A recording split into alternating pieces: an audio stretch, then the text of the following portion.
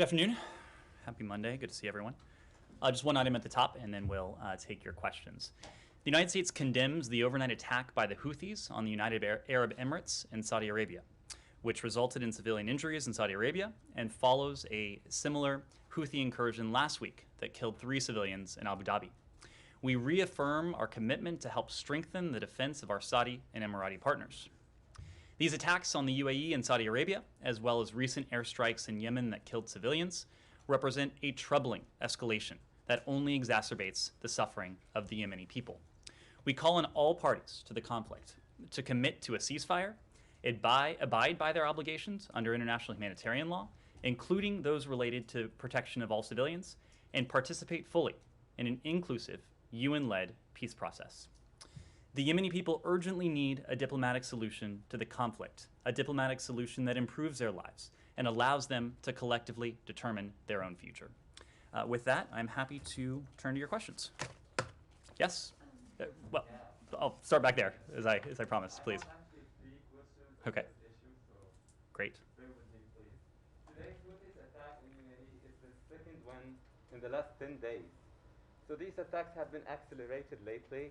Are we going to see now the same acceleration in the consideration process by the Biden administration to enlist the Houthis on the terrorist attack?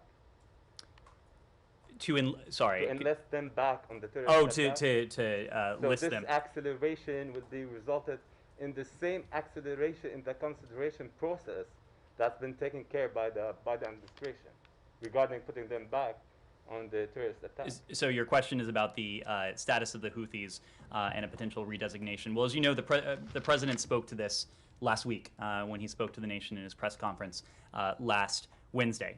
He said that the question of the potential redesignation of Ansarallah, the name for the Houthi movement, is under consideration. And so I'm not in a position to discuss any potential steps that might be considered.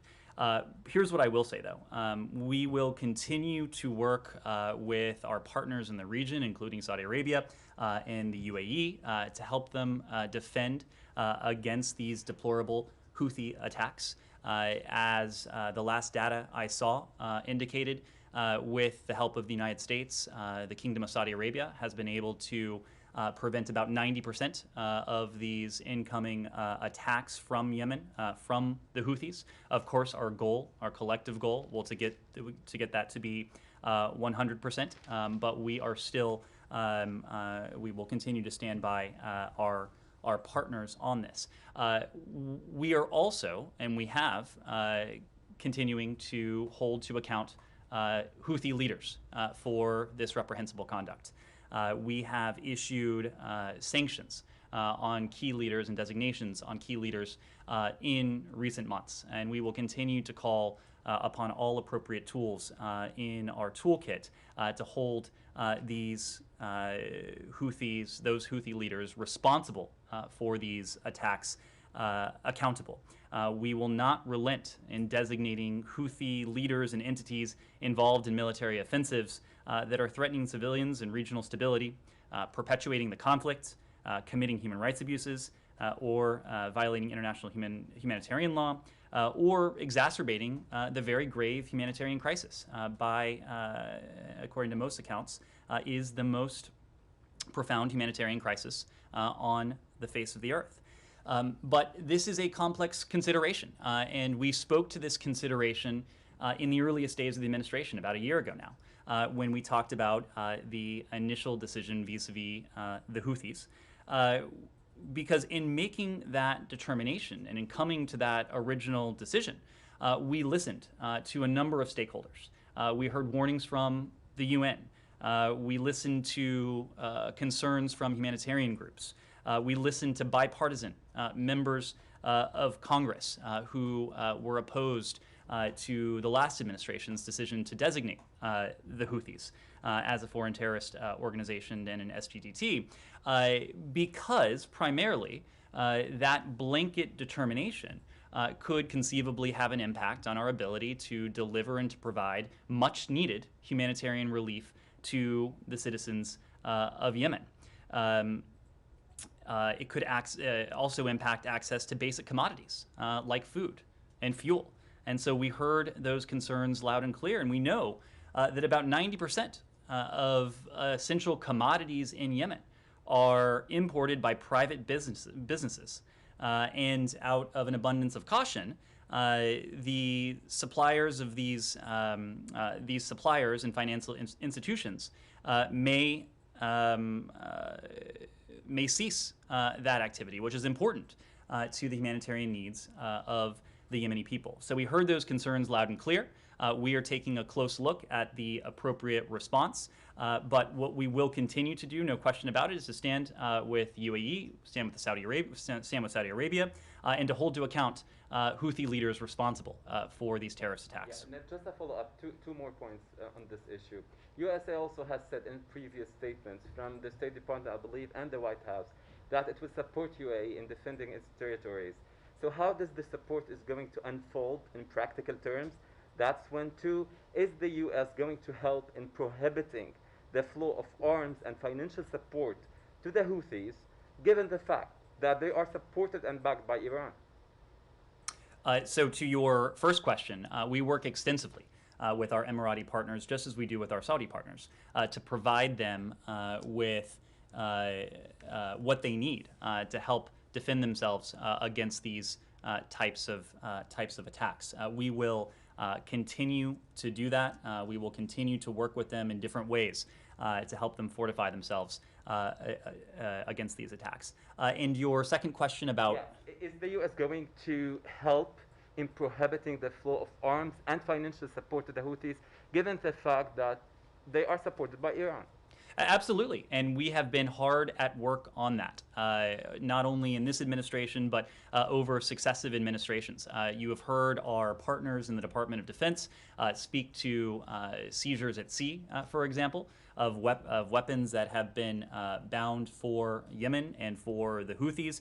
You have seen us shine a bright spotlight on the level of support that Iran and Iran-backed groups are providing to the Houthis. You've heard us speak to the destabilizing role that Iran and its proxies are playing across the region, and that certainly includes in Yemen, and that certainly includes Iran's support for the Houthi movement in Yemen. The question is, are you going to stop the flow of arms physically? I mean, are you going to stop it by the force of arms? I mean, I think that's the premise of the question. Well, and my answer to that was yes, we are going to continue to do everything we can to stop the flow of arms, of assistance, air raids to stop the flow of arms. I'm sorry? We're likely to see attacks intended to stop the flow of arms. You have seen consistent action by the part of this administration and previous administrations to stop the flow of arms, to stop the flow of supplies to the Houthis, and that certainly includes what the Iranians have provided. Humar.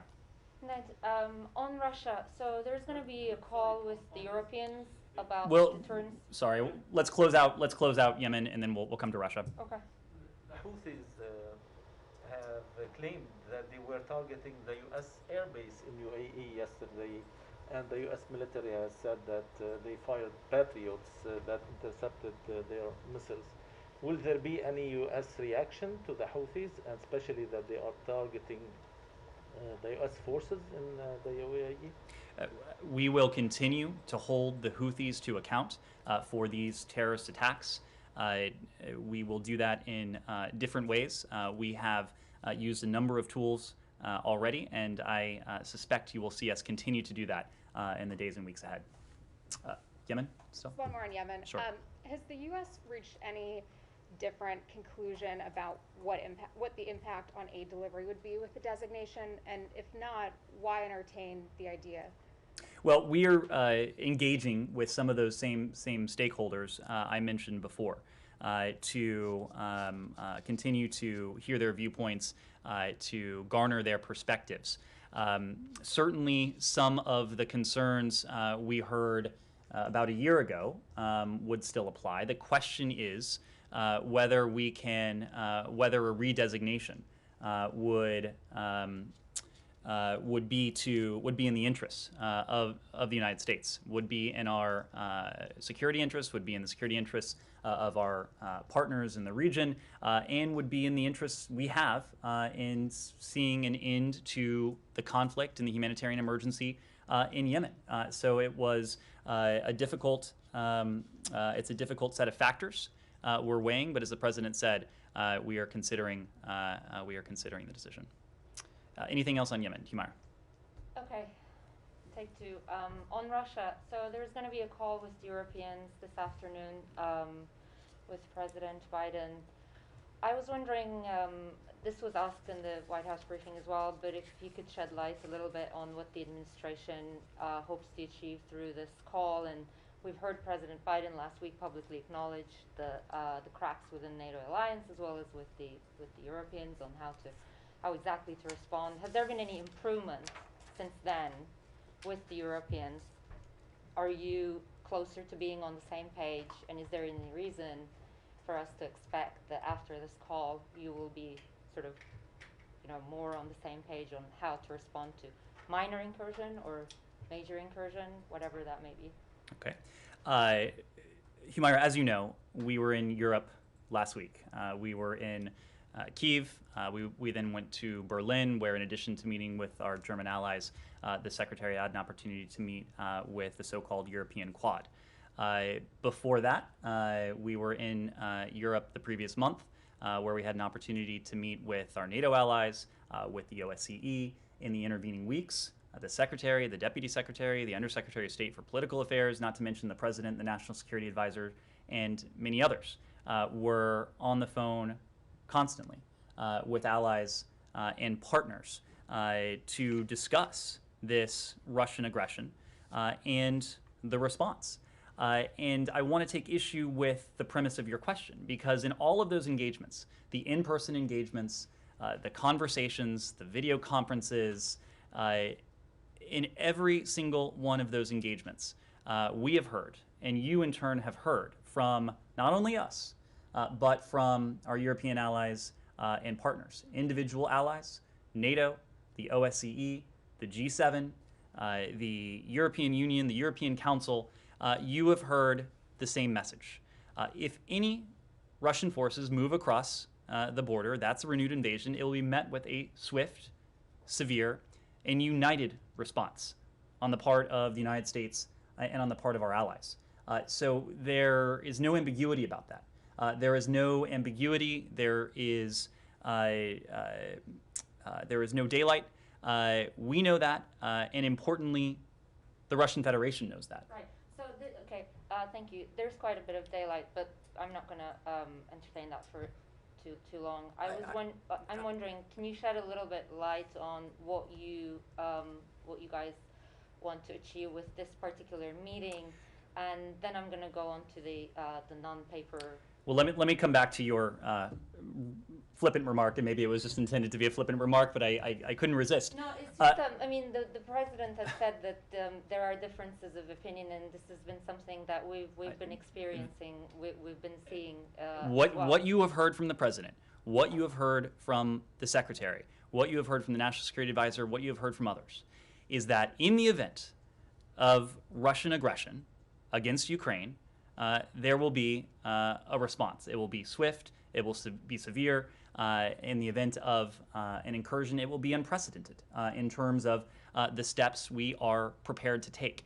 And you can say that there's daylight, but I hope you also take a look and listen to the statements that have emanated from European capitals, the statements that have emanated from NATO, from the OSCE, from the G7, from the European Commission, from the United States, from our allies standing next to Secretary Blinken, whether that was Foreign Minister Baerbock, whether it was other allies and partners with whom we have met in recent weeks and over the past 2 months. So one can claim there is daylight, but certainly if you take a look at the volume and the material that is prominently within the public record, I think that would belie that assertion. Are you guys going to be sending this non-paper like this week? Can you talk a little bit about the technicalities of that, what it would entail?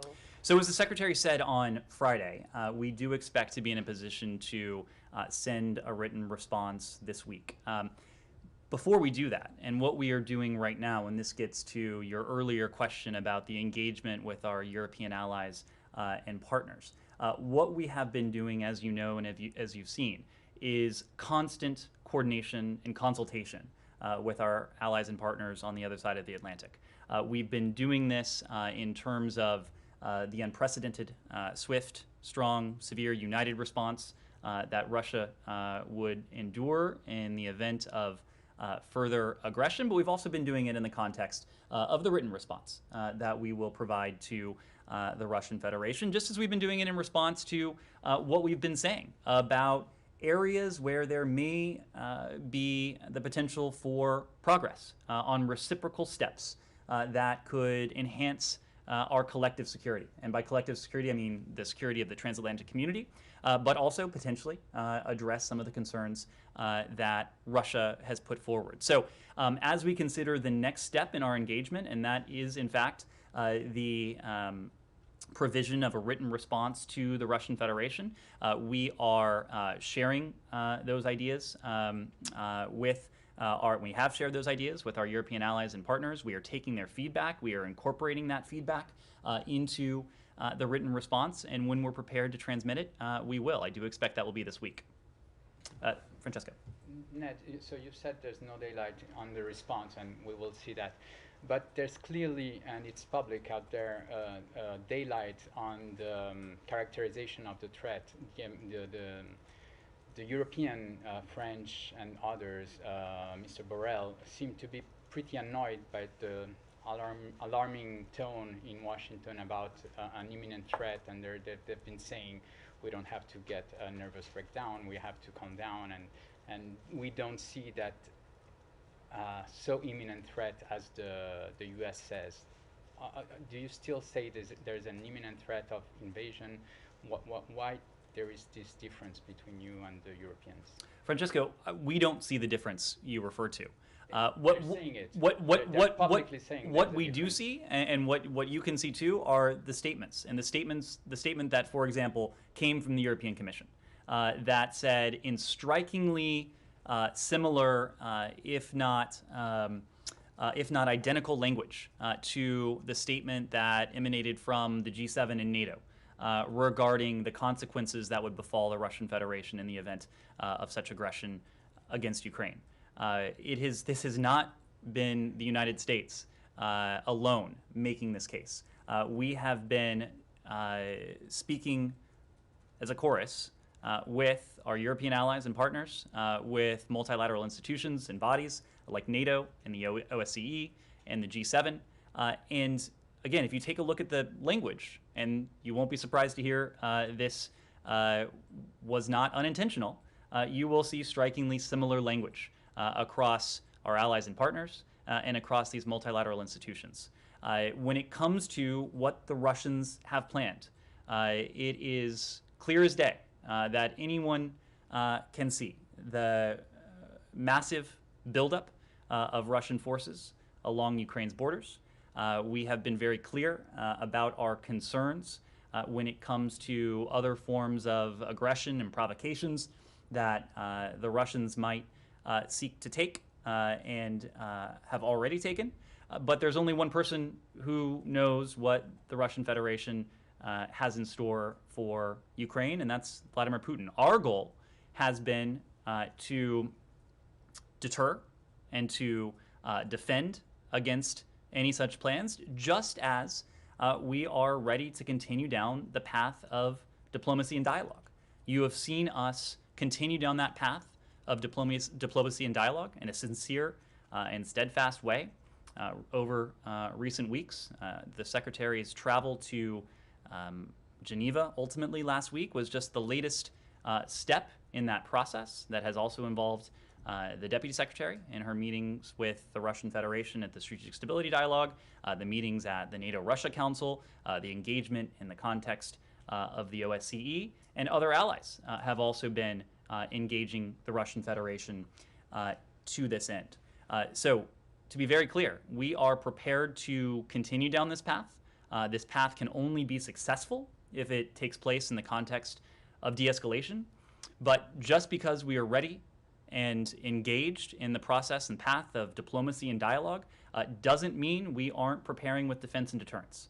We are doing both at the same time, precisely because we are ready for either choice that Vladimir Putin makes. And do you consider there's an imminent threat of attack, that the attack could be imminent, immediate, as the Europeans say you are telling them, according to your intelligence? Well, we have been clear about this in any number of venues, including in the consular advisory we issued last night. The threat that we are seeing that is clear not only to us, but clear to any casual observer, given what is taking place along Ukraine's borders, what is taking place within what should be sovereign Belarusian territory. It is a cause for great concern. And so we are taking prudent steps. We, of course, are sharing information and intelligence with our allies. That speaks to our concern and also speaks to the fact that the Russians certainly seem to be poised to be able to undertake aggressive action against Ukraine at any moment. And just one last, Francisco, should we point. expect a new encounter or meeting, or virtual meeting between the Secretary and Foreign Minister Lavrov after the written response? Well, you heard from the Foreign Minister last week. You also heard from the Secretary last week that we will provide a written response. We are open to additional engagements, in-person engagements, should it prove useful, if we think it could be constructive, if we think it should be the next element as we pursue the path of dialogue and diplomacy. So we're open to it. Rosalind. Following on Francesco's questions, a few minutes ago the Pentagon spokesperson said, and I'm roughly quoting here, that if NATO should activate the NRF, all told, the number of forces that the Secretary, Mr. Austin, has placed on heightened alert comes up to about 8,500 personnel. In that scope, the former U.S. ambassador to Ukraine, John Herbst, told NPR this morning that he thought that any talk of having U.S. forces forward deployed as an additional deterrent should have been done before now. Why has it come to this weekend that the Biden administration is deciding to put U.S. forces in a forward deployed position as part of NATO to basically send a message to Vladimir Putin? Well, let me make a couple points. First, I'm going to defer to my colleague and my predecessor to speak to the plans that the Pentagon is working on. But the president has been very clear about the consequences that would befall the Russian Federation if Russia were to move forward with additional aggression against Ukraine. We've spoken of the economic and financial consequences that Russia would endure. That would in many ways be unprecedented, measures that we very pointedly opted not to take in the aftermath of 2014. We have spoken of the additional levels of defensive security assistance that we would be prepared to provide to our Ukrainian partners, above and beyond the $650 million that we have provided to Kiev within last year alone. That is more security assistance than has ever been provided in a single year to our partners in Ukraine. But the president has also been clear that if the Russians were to go forward, that we would reinforce the so-called eastern flank of NATO. But even as we have said that, we have never ruled out the option of providing additional assistance in advance of a potential invasion. And so there are a number of consequences that we have spelled out that the Russian Federation would endure. There are a number of steps that we are taking now in terms of our defensive security assistance to Ukraine, in terms of the deterrent messaging that we're putting forward about the consequences that would befall the Russian Federation, and now what you're hearing from my colleague at the Pentagon. Following on that, have these discussions about whether to use U.S. troops, has that been part of the ongoing response within the Biden administration before these reports became publicly known this weekend? was that an active part of the discussion on how to deal with the Russian aggression? I would say generally, without speaking to internal deliberations, that something like this typically would not become public if it were just introduced. We've been considering a number of steps, and you're hearing the Pentagon speak publicly to it today. The fact that they are speaking publicly to it today suggests that it is not a new ingredient as we consider a response to what we're seeing now. Is this designed to make the Russians perhaps rethink the deployment of additional troops inside Belarus and trying to beef up its presence in the southern part of Ukraine? Our goal in all of this is to both defend and deter. So we are taking a number of steps in the defense of Ukraine, including by providing defensive security assistance, but taking a number of steps to deter what the Russian Federation and what Vladimir Putin specifically may have in mind. So to your question, yes. And then one more. The U.S. ambassador to the UN gave a briefing earlier today, and the question came up, what sorts of conversations has she been having with other members on the Security Council about this situation? And Ambassador Thomas Greenfield even allowed that she has been talking with her Russian counterparts. What has she been charged with saying to Ambassador Nebenzia about the threat that the U.S. sees to Ukraine's sovereignty, and why hasn't the U.S. pushed for a Security Council meeting on this matter before Russia takes over the presidency next Tuesday? Well, I think you also heard from the ambassador that she has been very engaged with her counterparts on the Security Council and her broader set of counterparts at the UN. She did acknowledge that she's been in touch with her Russian counterpart, but I can assure you, and I think as you also heard from her, that her Russian counterpart is not the only counterpart she is speaking with. And I would expect you would hear from her that her engagement with our allies, including those on the Security Council and our partners, has been much more extensive than has her engagement been with her Russian counterpart on the Security Council. But in terms of the message that the Russians have been hearing from us has been clear, and it also has been consistent. It has been clear and consistent in public. It's been clear and consistent in private. First and foremost, we prefer the path of diplomacy and dialogue.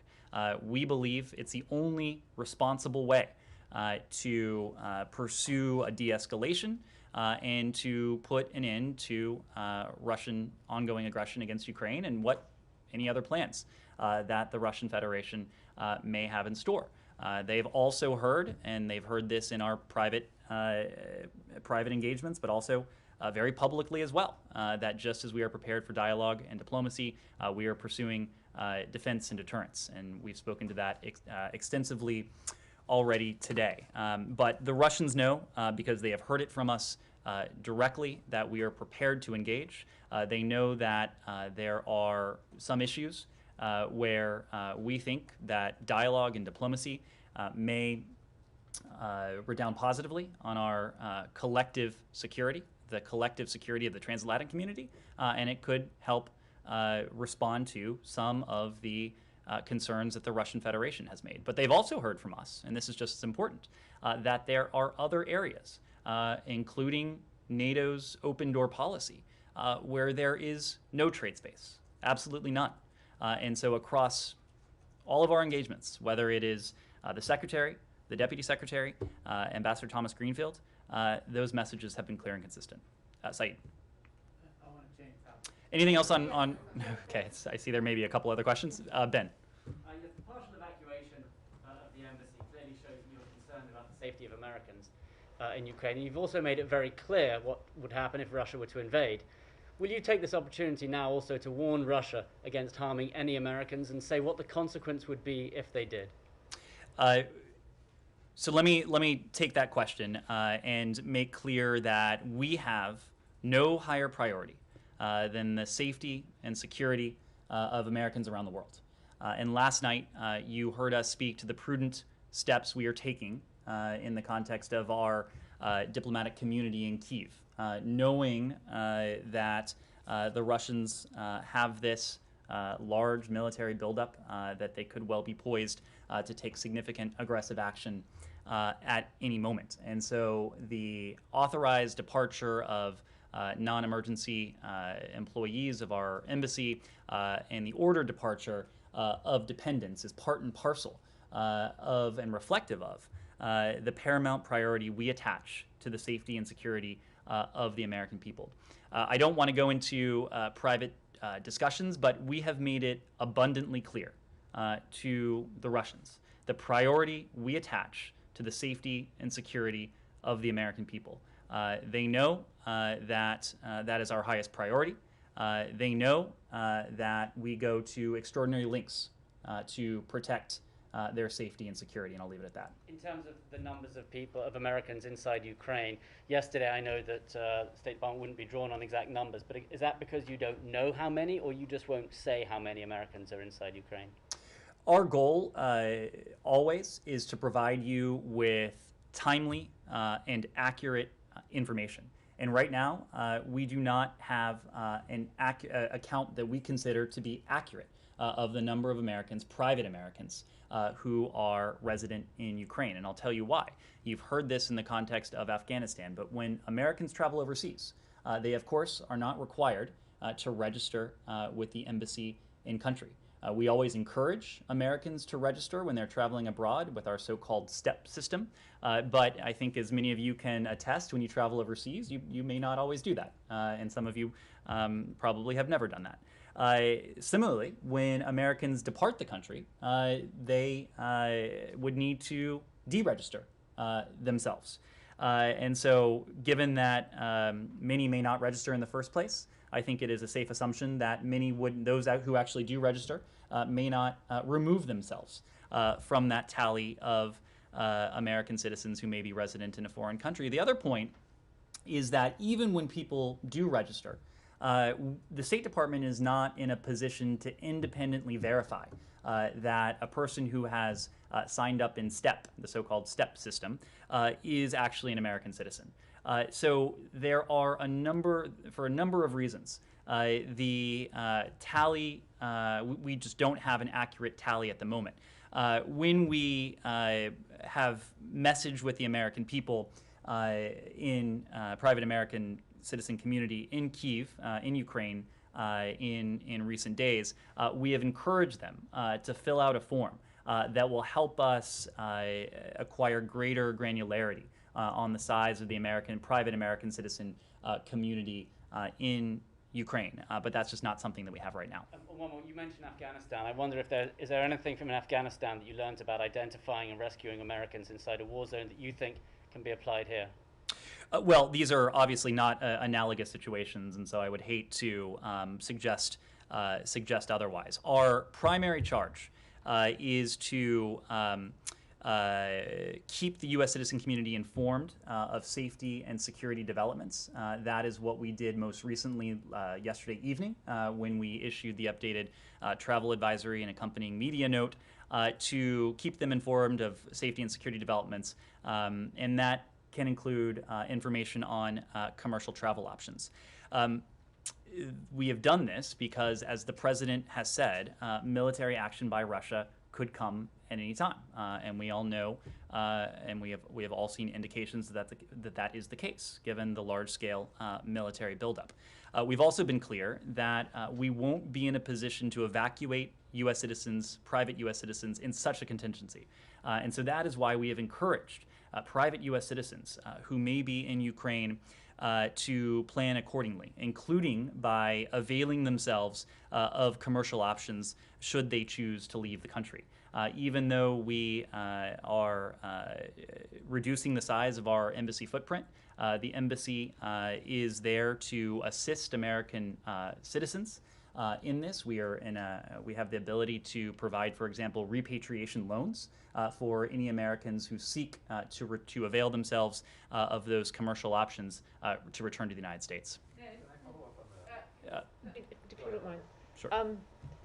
First, what do you want to achieve from the meeting that Biden is having with European leaders? Presumably it's building on Mr. Blinken's meeting this morning. So what do you want to achieve from that? Two, in the meeting this morning that Mr. Blinken had with the European Council, did he get questions about the U.S. decision to start downsizing the embassy because some Europeans are not on the same page? And as Francesca was saying, we're suggesting that the rhetoric needed to be dialed down a bit, that there wasn't any difference in security to suggest an imminent attack. So what do you expect to achieve, and what did Mr. Blinken hear about the American approach? So as you alluded to, Barbara, the Secretary did take part earlier today in the EU's Foreign Affairs Council. He was invited by the EU High Representative Josep Borrell. To give you a flavor of that, the Secretary briefed his counterparts on his visit last week to Kiev, to Berlin, and to Geneva as part of the effort we have spoken to de-escalate the tension that's been caused by Russia's unprovoked military buildup and its continued aggression against Ukraine. In the engagement this morning, the Secretary emphasized that we will continue to coordinate closely with the EU and its member states, in addition to the other multilateral institutions we've already mentioned. That's NATO, that's the OSCE, and with individual allies and partners. And in the course of this meeting, the Secretary demonstrated that by briefing them on the engagements last week, of course, including the engagement with Foreign Minister Lavrov.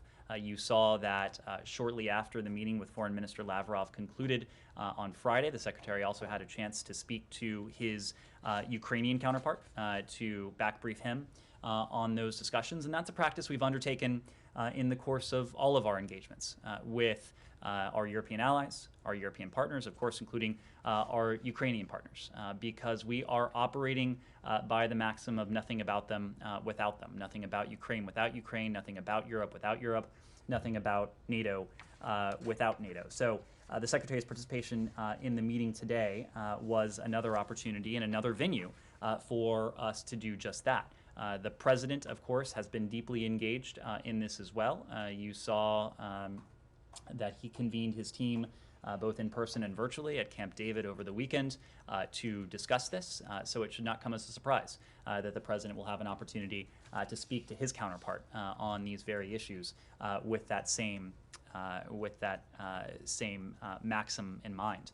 When it comes to the decision that we made last night, I just want to reiterate the core point, and that is that this is about one criterion and one criterion alone, and that is the safety and security of our team on the ground in Ukraine. And it was a prudent step when it came to the ordered departure of dependents. It was a prudent step when it came to the authorized departure of non-essential employees. But let me also be clear that that decision says nothing about our commitment to Ukraine's sovereignty and to its territorial integrity. Our commitment to Ukraine's sovereignty and territorial integrity is unwavering. The embassy continues to operate, and the chargé, of course, remains in Ukraine. The fact that we're taking prudent precautions for the sake of and the safety of U.S. citizens in no way undermines our support for or commitment to Ukraine. You've seen that support take any number of forms. Of course, the Secretary was just in Kiev last week, where you heard him reiterate these messages next to President Zelensky, next to Foreign Minister Kuleba. We have continued to provide defensive security assistance. The first delivery of the additional tranche of $200 million that was authorized in December arrived in Kiev overnight, Friday into Saturday. We will continue to provide defensive security assistance to our partners, and we will continue to signal in no uncertain terms the enduring commitment we have to the territorial integrity and the sovereignty of our partner, Ukraine. Yeah, please. Because you said again it's a prudent step, but the Ukrainian government clearly opposed this move, and the foreign ministry today called it excessively cautious. Is there a sense in the administration that this could have created a panic within Ukraine at a time when that's exactly what Russia is trying to do by stoking instability in the country? This is about one thing and one thing only. Consider the panic that it could have created. I'm sorry, did we what? Did you consider the panic that it could have created? What we considered is the safety and security of the American people.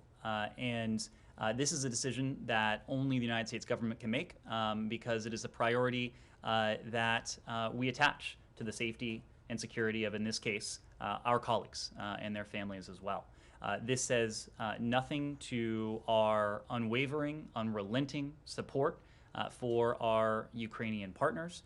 It is about one thing and one thing only, the very narrow safety and security considerations of our colleagues. But this, combined with the Pentagon's announcement today about putting 8,500 troops on standby, in addition to the very public posturing on Friday with the arrival of the new lethal aid, it does seem like you are escalating your pressure here on Russia in some way. Do you reject that? Do you think that your posture has changed at all?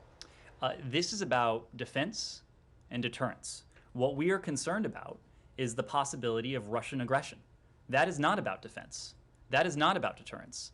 That's about offensive operations against a sovereign country that is a close partner of the United States. So to equate these two things is deeply inaccurate, and it also is precisely what we're hearing out of Moscow. These are qualitatively different elements and different steps that we are taking. Were the Russians to de-escalate, you would not see precisely the same set of moves from our Ukrainian partners, from NATO, from the United States. Here's the broader point, and you've heard the Secretary make this point repeatedly. He actually, in the meeting with Foreign Minister Lavrov on Friday, made this point directly to the Foreign Minister.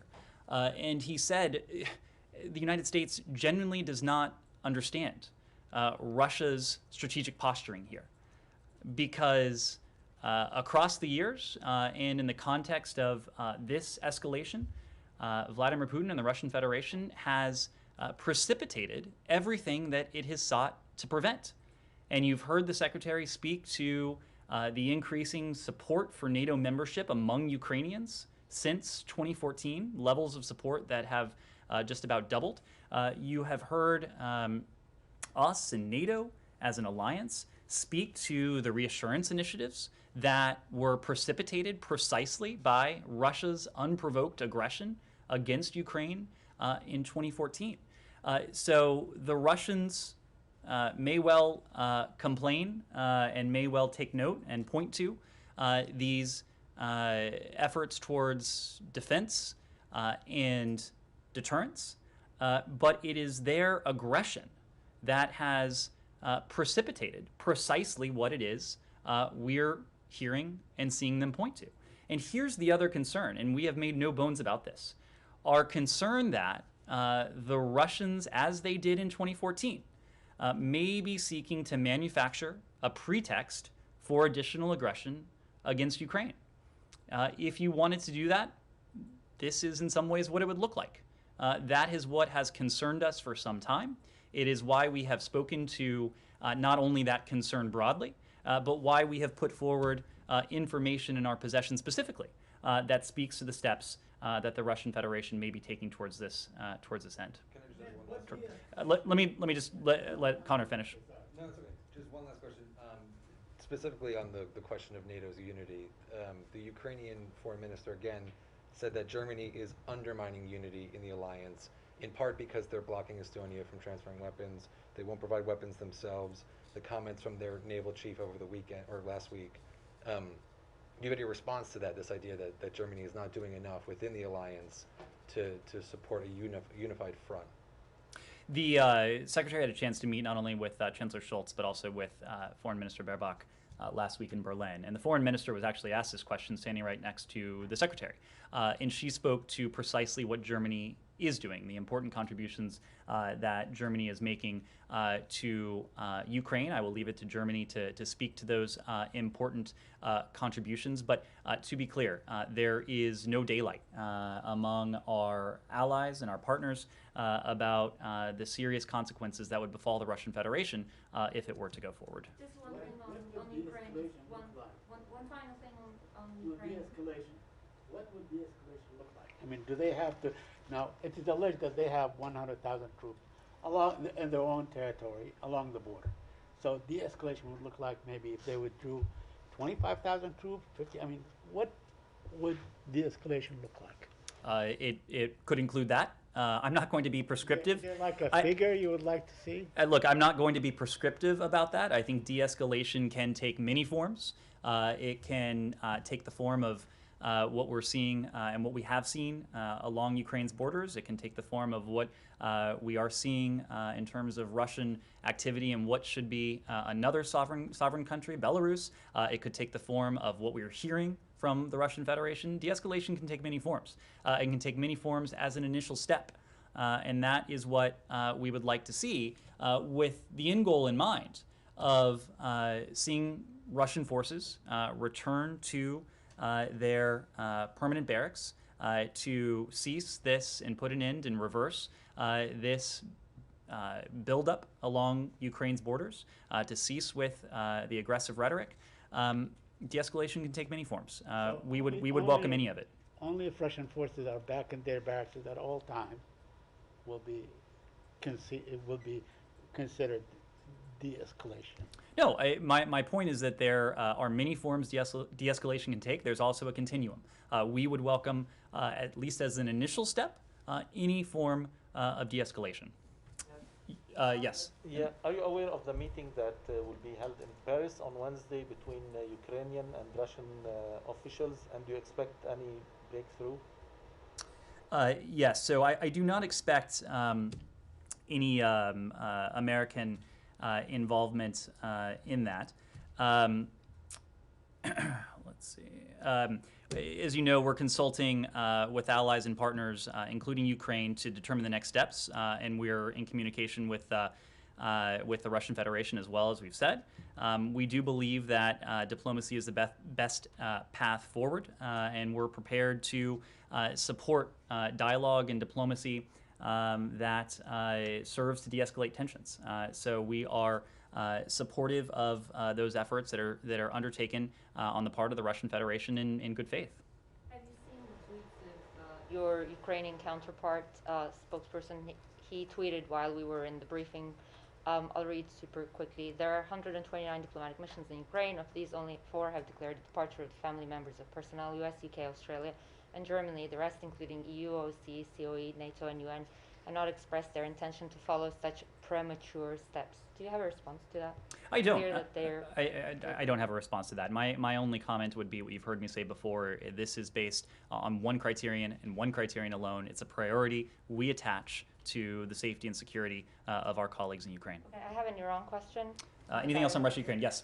A follow-up on evacuation. I'm from Ukrainian media, welcome. I want to make it clear that United States did not evacuate their diplomats even during the worst day over the last 8 years. And Kiev is far enough from Russian border. Does it mean that from your knowledge and from your intelligence, our capital, Ukrainian capital, is targeted and it is the main target of Russian invasion? Well, look, of course, I'm not going to speak to any intelligence, but as we've said, including in our announcement last night, we are doing this as a prudent step because of continued Russian efforts to destabilize the country and to undermine the security of Ukrainian citizens and others visiting or residing in Ukraine. And United States officials have repeatedly mentioned, and so you are that you don't give up on diplomatic efforts on Russia.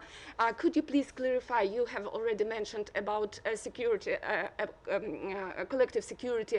What precisely do you mean? Where is the room for negotiation with Russia, and what is the subject of compromise? So we have consistently said that we are willing to engage in dialogue and diplomacy, and we have engaged in dialogue and diplomacy with the Russian Federation, knowing, of course, that the Russians have published their 2 treaties. There are certain elements in those treaties, as you've heard us say repeatedly, that are absolute non-starters, including NATO's so-called open door policy.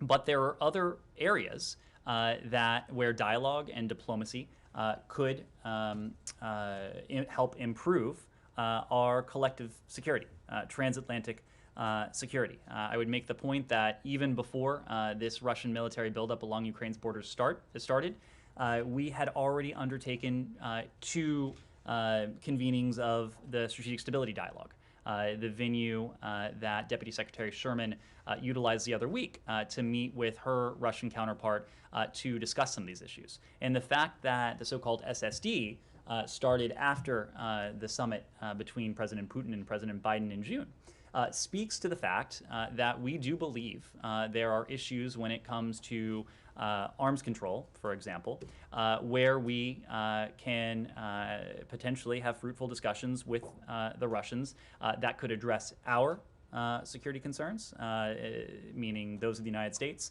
and our allies and partners, and could also be responsive to some of the concerns that the Russians have said. So specifically, we've spoken to the placement of missiles in Europe, options for strategic and non-strategic nuclear weapons, other arms control measures, and those designed to increase transparency and stability. The key point in that is that any steps that we would take would not be concessions. They would need to be on a reciprocal basis, meaning that the Russians would also have to do something that would help improve our security posture. The final point on this, all of this has been and will continue to be conducted with thorough and full consultation with our allies and partners, and that includes Ukraine. When the Secretary met with President Zelensky, when he met with President Kuleba, or Foreign Minister Kuleba, when he spoke to Foreign Minister Kuleba on Friday after meeting with Foreign Minister Lavrov, we are in the practice of being fully transparent with our Ukrainian partners about the issues that are being discussed and the progress of those engagements. Thank you. Yes. To the Anything else on Russia, Ukraine? Ben, one last. Yes, the Secretary said he was going to raise Paul Whelan and Trevor Reed in his discussions with Foreign Minister Lavrov. Is there any update? Do you think the current situation is going to make it better or worse for their situation? That's really up to the Russian Federation. I can confirm, as the Secretary said before the meeting, that he did raise the cases of Paul Whelan and Trevor Reed, both of whom traveled to Russia as tourists and who have been held unjustly for far too long. Made the point that it is long past time to see them return safely to their families, and we'll continue to work on that. Yes. Thank you, Ned. One more on the Russian-Ukrainian crisis. Does the Biden administration recognize or acknowledge that any incursion or invasion by Russia against Ukraine could trigger a domino effect on so many issues? I'll name some examples. China against Taiwan, Iran and its proxies, North Korea and its ballistic missiles against South Korea and Japan, Venezuela, Cuba and their authoritarian suppression tactics and moves. So Ned, the whole world is watching what the U.S. is going to do to stop Russia. How do you comment on this? What was the last part? How do we what? How do you comment on this? Is the Biden administration aware of how critical the whole world is watching, just like what happened in Afghanistan? And then some reports are saying that Russia are taking a page of what happened in Afghanistan and moving against Ukraine, or could move. So now if they did that, all of this domino effect could happen. Well, before I get to your broader question, I do want to address the last part of your question, and that is Afghanistan. I have a hard time understanding how it is that putting an end to a 20-year military commitment where the United States spent billions upon billions of dollars every year, where thousands of American troops, at one point tens of thousands of American troops were stationed, where there was a NATO commitment, where thousands of NATO troops were stationed for many years, taking casualties, enduring the loss of life, with an open-ended military commitment. How were that still to be the case? How we would be better strategically positioned to take on what we're seeing now from the Russian Federation. The president was clear when he made his announcement that we would be putting an end to our military engagement in Afghanistan, that part of the reason that we were doing so was not only to prevent another generation of American service members or NATO service members from fighting and potentially dying in Afghanistan, but to allow us to focus on the threats and the opportunities of the 21st century. And so as we take on this Russian aggression, as we seek to engage on this path of defense and deterrence, that is precisely what we are doing. So I just wanted to address the point about Afghanistan. I think the point is the administration appears to have turned its back on its allies there, and many people saw it as such. Maybe allies are concerned that that might happen now. First of all, the United States has not turned its back on Afghanistan. You have seen us consistently partner with and demonstrate our enduring commitment to the people of Afghanistan. And we've done that in any number of ways. I need not run through them right now because we do this consistently. So anyone who is taking any lesson other than the fact that the United States felt it was time to put an end to what had been an open-ended military commitment where thousands upon thousands of American troops have fought and thousands had died, and same for NATO as well, sapped the United States and our NATO partners of billions upon billions, trillions over the course of 20 years.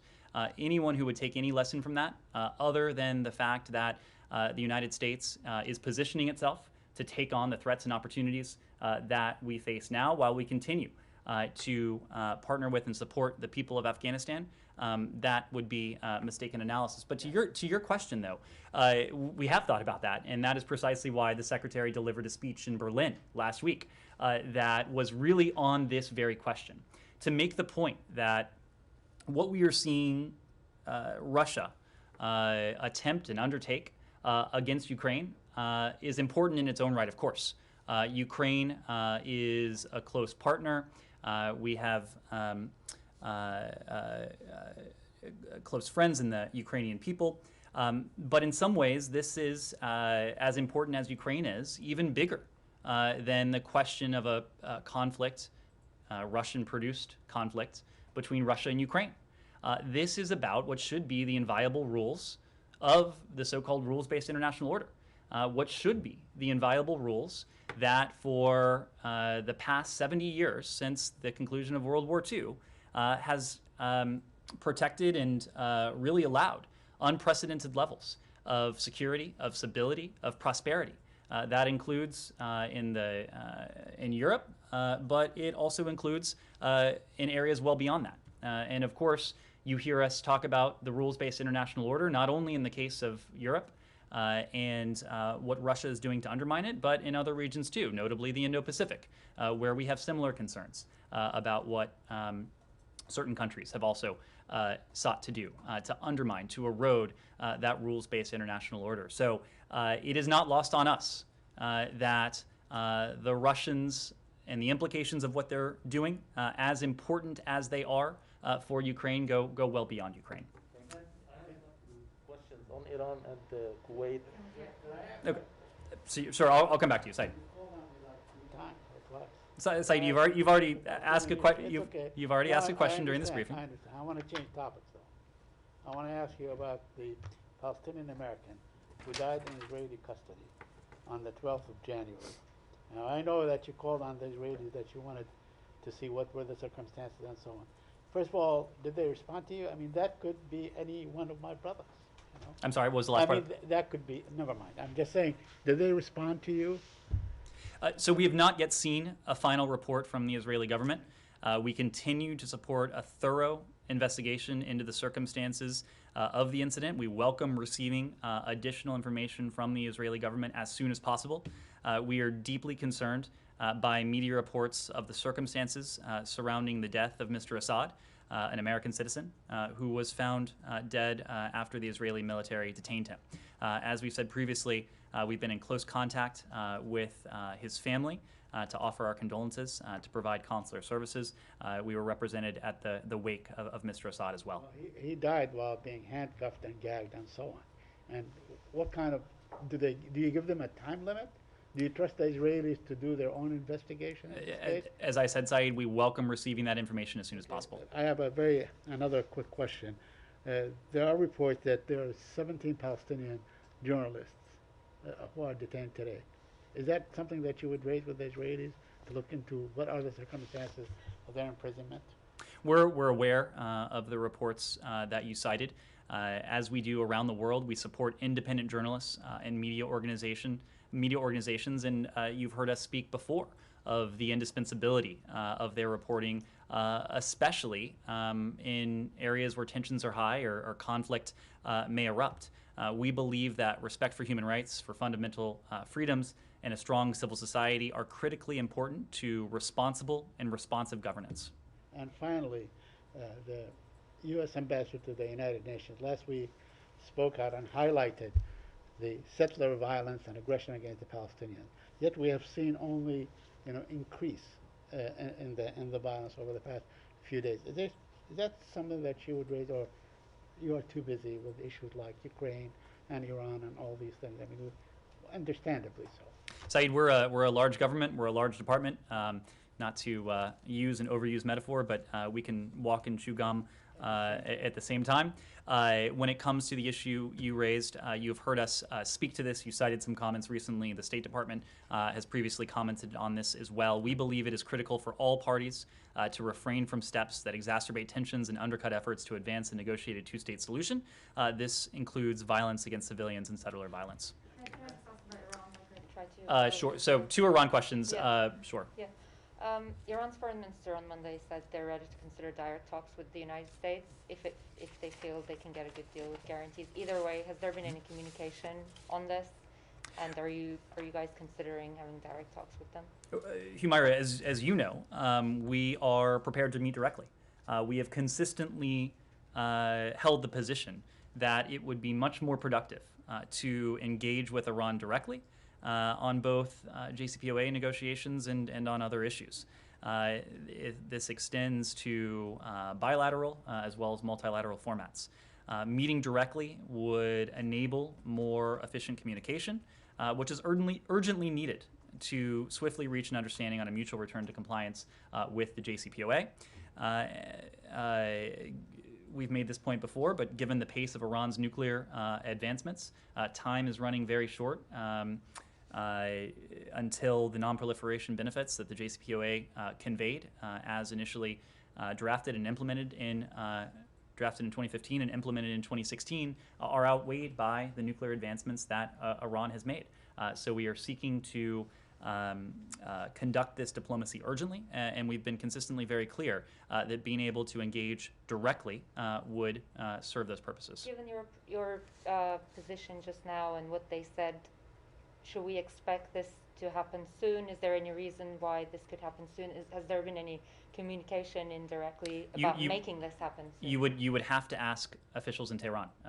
This is not the first time we've made this point. We have made this point consistently up until now. The Iranians have insisted on the indirect format in Vienna. We have long noted the fact that indirect talks, especially on an issue of this complexity and of this importance, is a hindrance. So our position has been clear. I would direct you to authorities in Iran. My final thing on this, we've had an interview with Special Envoy Mali yesterday, who said it would be hard to imagine for U.S. to clinch a deal with Iran unless U.S. hostages are released. I just want to push you a little bit on why the administration isn't willing to say outright that they won't rejoin JCPOA unless American citizens are released.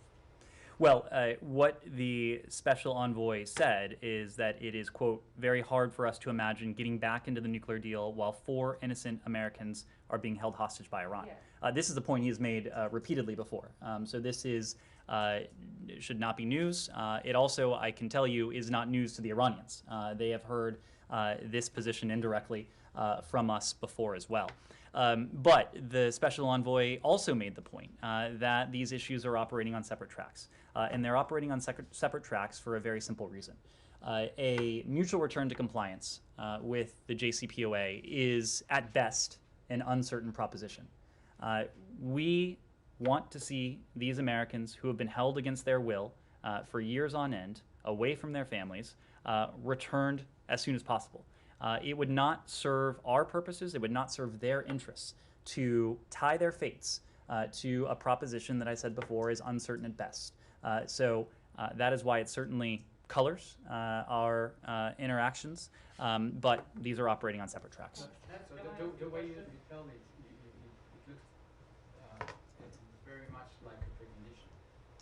Again, it is not the case that there is any direct or explicit linkage, precisely because mutual return to compliance with the JCPOA is at best an uncertain proposition. We want the return of these Americans to be a certain proposition, and so we are keeping these issues separate. Yes, sorry. Kuwait's foreign minister visited Beirut on Saturday and delivered confidence-building proposals to Lebanon in a message coordinated with the Gulf states, and he is visiting Washington this week. Are you aware of the proposals? And is there any link between his visits to Beirut and Washington? Well, I do expect when the Secretary meets with his Kuwaiti counterpart on Wednesday that they will have an opportunity to discuss Lebanon. It is something that the United States, together with our partners, including our partners in the Gulf, the French, and others, we've been very, very focused on. So I think we'll have more to say in the aftermath of the bilateral meeting on Wednesday. Yes? For our colleague, Tracy Wilkinson, on Honduras. Rival factions in its Congress may derail Thursday's inauguration of the new president, whom the State Department was quick to embrace. Vice President Harris is scheduled to travel for the inauguration. Is the U.S. doing anything to defuse that crisis? Well, what I'll say is that the selection of the new provisional leadership at the Honduran National Congress is a sovereign decision of Honduras. We look forward to deepening our work together with the incoming Castro administration and Hondurans from across the political spectrum to advance our shared interests. We call on political actors to remain calm, to engage in dialogue, to refrain from violence and provocative rhetoric, and we urge their supporters to express themselves peacefully while respecting the rule of law. As you know, Vice President Harris has already had an opportunity to be in touch with President-elect Castro to congratulate her on her historic victory as Honduras's first woman president. In that conversation last month, they discussed their shared interest in working together to address the root causes of migration, to promote inclusive economic opportunity for the people of Honduras, to improve to combat corruption, to reduce security threats, and to improve access to health and education. One on Turkey for my VOA colleague. Sure. Do you have a, was there a follow-up, Connor? No, another question, so go ahead, Laura. So, if you don't mind, my VOA colleague wondered if there's any reaction from the State Department to two cases regarding restrictions on free expression in Turkey. One is last Saturday, a well-known Turkish journalist was jailed for insulting President Erdogan. Today, the state has fined the TV channel for which she works. The second case is a famous musician who was getting threats by Islamist and nationalist groups for something she wrote a while ago, and President Erdogan threatened to silence her during Friday prayers, saying, quote, "It is our duty to cut those tongues," unquote. Do you have any reaction to these cases? Well, this applies in Turkey, but it is universal in its application as well, and that is the fact that we believe freedom of expression strengthens democracy, and it needs to be protected, even when it involves speech some may find controversial or some may find uncomfortable. We're aware of and we're disappointed by the detention and arrest of Sedef Kabas, one of the cases you referenced, and those principles apply equally to Turkey as they do to any other country. Burkina Faso, the military has taken to TV to declare that they're in power. The president's office denied that, but the president hasn't been seen. Are you aware of what's unfolding? Is there a coup? Have you begun an assessment of whether or not there is one? Well, we're aware of reports that the president of Burkina Faso has been detained by members of the country's military. Our embassy team in Ouagadougou is monitoring the situation and maintains communication with international partners, as well as with officials from President Kabore's government. We call for the immediate release of President Kabore and other government officials, and for members of the security forces to respect Burkina Faso's constitution and civilian leadership.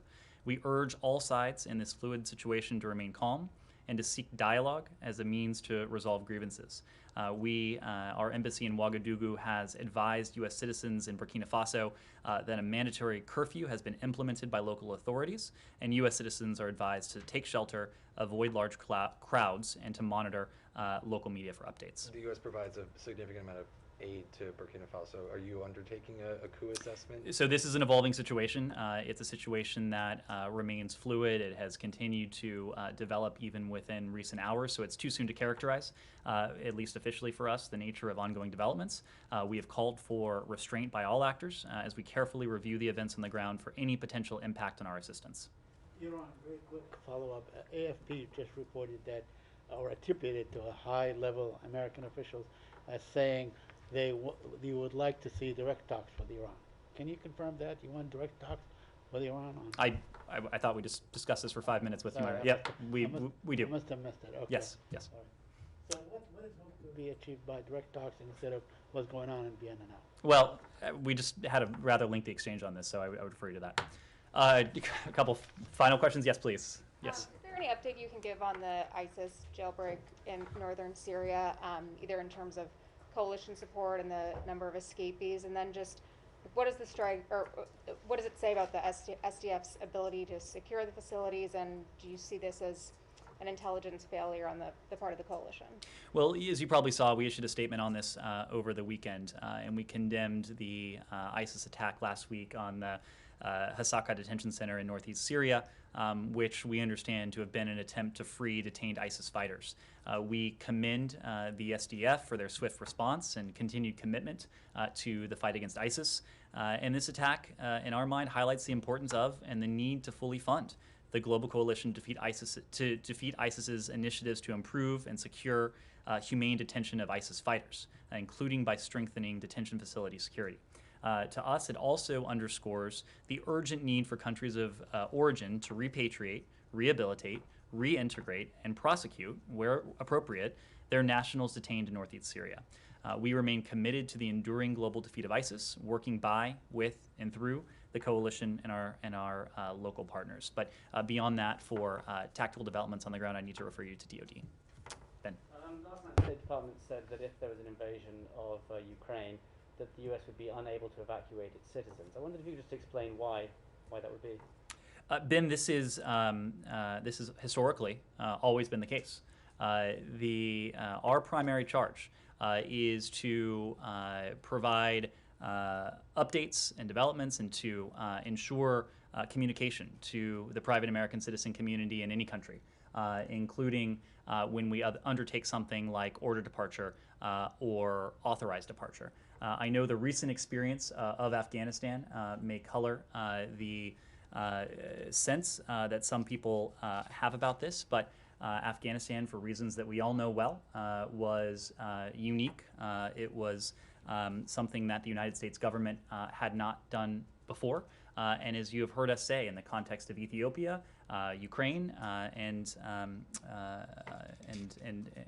other countries, our charge is to continue to provide informational updates to the American citizen community, to provide them services, including repatriation loans, should they need to avail themselves of commercial options. Those commercial options, of course, still exist in the case of Ukraine. That is why last night's advisory urged Americans to consider availing themselves of those commercial options, and the embassy stands ready to assist in those efforts.